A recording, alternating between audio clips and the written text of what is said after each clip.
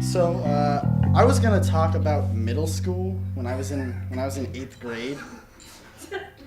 When you're in 8th grade, you don't have a job, so you don't have money, and so the only way I came about money is like when I asked my parents for it, and I just kind of got it from them, or when I found it.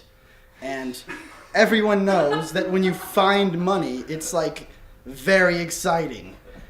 You maybe have that tiny thought like, I should find out if someone lost their money, but then it goes away because you're like, no, now I have all this money. So usually you might find a small amount of money. You find like $5 and you're like, Taco Bell for lunch. Sweet. But on this day, I was sitting in science class in Miss room, and luckily for me, I don't like Miss. So if this money was hers, I felt no remorse because she's not cool. And the money was actually, it was a rather large amount of money. It was laying on the ground, perfectly flat. It was like a crisp dollar. I felt like it was like Dateline, and Chris Hansen was gonna come in and be like, "Ha! What are you doing? You should give that back."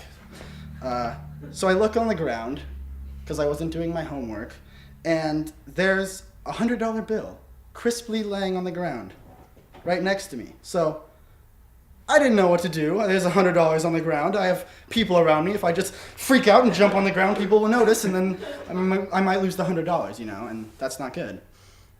So I subtly lowered my hand, but I wasn't as tall as I am now. I went through a fast growth spurt, trust me.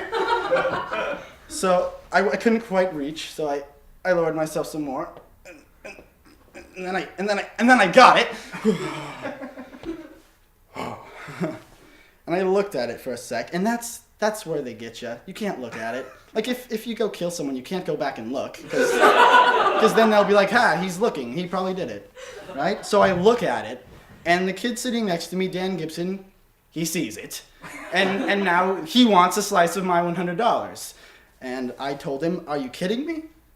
I found this, and we both know finders keepers. That's been a rule since I was like 2, and it applies here as well, Dan." And so instantly, the threats, they just piled up with all the other people at my table. There was a girl named Michelle at the time, and she was one of those preppy turd girls that I don't really like. And she looked at me and she said, "You're gonna give me at least $25 of that, or I'm gonna go tell Miss." And I was like, "No way. I'll go down hard before I give you any of this money. I'll go to the principal, and I don't even care, Michelle. I don't like you." So it was a good time. I found the money, and I got to air my personal grievances with her right there. So now I had $100, but it's not like I could just go to the store and buy a new video game, go to my house, and my mom would be like, "Well, where did you get that?" And I'd be like, yeah, exactly. See, then I would be in trouble, and that's not what I wanted. So it's one of those things that you try to spend a little gradually, You'd be like, "Oh, $10 here for this little toy," or I don't know, something lame like that. You'd spread it out, You just gotta spread it out. And so I spread out about $50 of it, where I was like feeling like I was king of the world, and I'd show up into the cafeteria and be like, "Who's getting lunch on me today?" Buy people like nasty little cheeseburgers or something. And so that went on for a while, and I gained some false friends, and that was fine. But pretty soon I had around $50 left, and I was like, "Well, this is like $50, and I don't need any more false friends, so I'll spend this on something I want, But I didn't really know what I wanted, so I was like, I'll just go explore all the things that Spokane has to offer for $50 that I might want.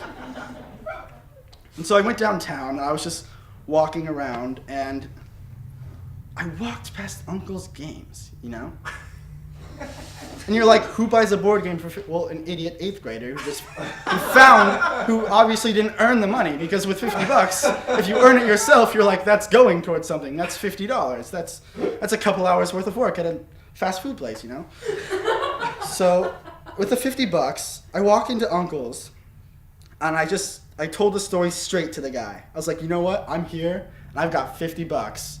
So you need to find something that I'm going to like and sell it to me, and you'll get $50. And so it was a pretty good afternoon. I just walked around, and he showed me all the games. He was super interested. I mean, people don't really play board games anymore, so I'm sure their business isn't that great.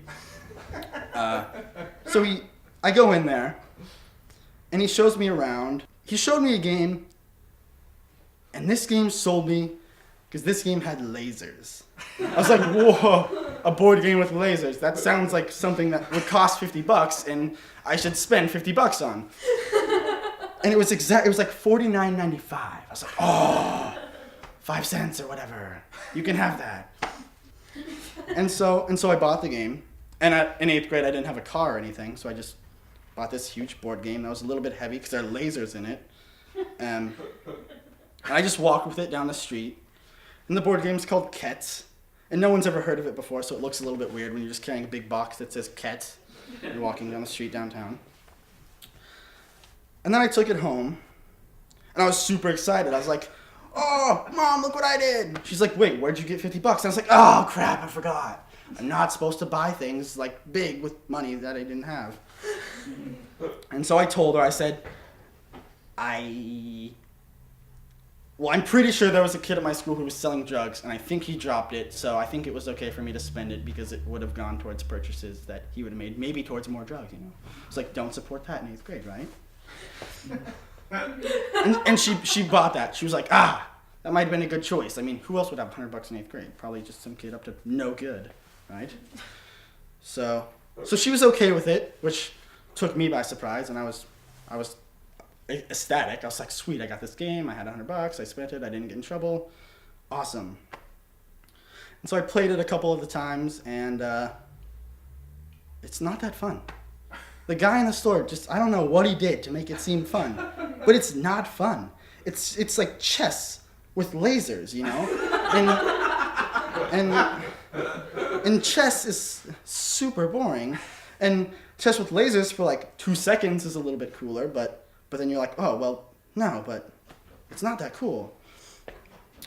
And so it just sat on the ground under the coffee table. I just put it there. It was like hiding my shame. I was like, $50 wasted. Put it under the coffee table. No one will see it. But then my dog saw it, and my dogs peed on it. And then one of the lasers was totally ruined. So I was like, well, $50 was wasted.